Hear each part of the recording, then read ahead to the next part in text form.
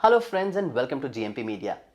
दोस्तों, आज का हमारा बर्निंग टॉपिक है भारत और चीन के बीच उत्पन्न तनाव।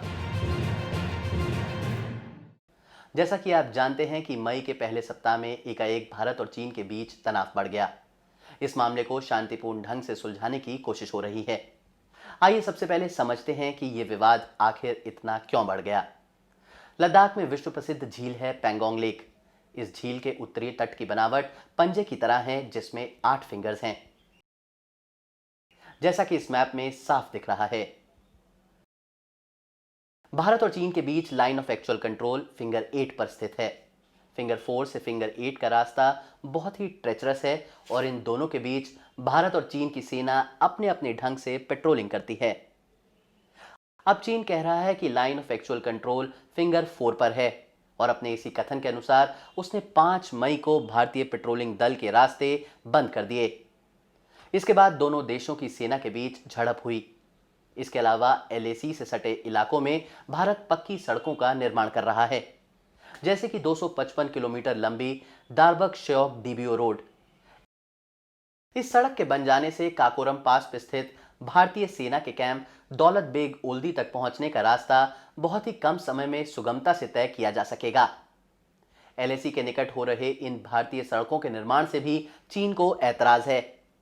इन सब के अलावा और कई कारण हैं जिससे इस तनाव को कई गुना बढ़ा दिया। इनमें सबसे महत्वपूर्ण कारण है हाल ही में भारतीय सरकार द्वारा लिया गया एक निर्णय। कोरोना वायरस से जूझ रही भारतीय इंडस्ट्री को चाइनीज टेकओवर से बचाने के लिए सरकार ने एफडीआई नीति में बदलाव किया और चीन ने इसका पुरजोर विरोध किया। 2 साल पहले भारत और चीन में वुहान संधि हुई थी, जिसके तहत भारत ने चीन को दोस्त का दर्जा दिया था।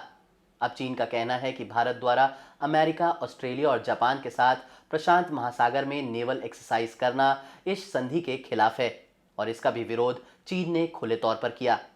चीन को डर है कि ये चौकड़ी उसकी कई प्रसारवादी नीतियों को कामयाब नहीं होने देगी, यानी इन देशों से भारत की बढ़ती निकटता चीन को खल रही है।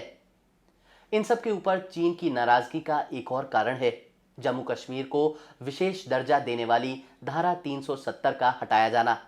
इस धारा के हटने के बाद लद्दाख को यूनियन टेरिटरी का दर्जा दिया गया। इसके अलावा भारतीय संसद में गृह मंत्री अमित शाह ने ऐलान किया कि पीओके और अक्साई चीन भी भारत का अभिन्न अंग हैं और हम इसे लेकर रहेंगे। कुल मिलाकर ये सब बातें चीन को पसंद नहीं आ रही हैं।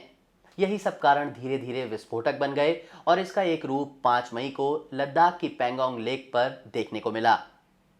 अगली बार आपसे फिर मिलेंगे एक और बर्निंग टॉपिक के साथ।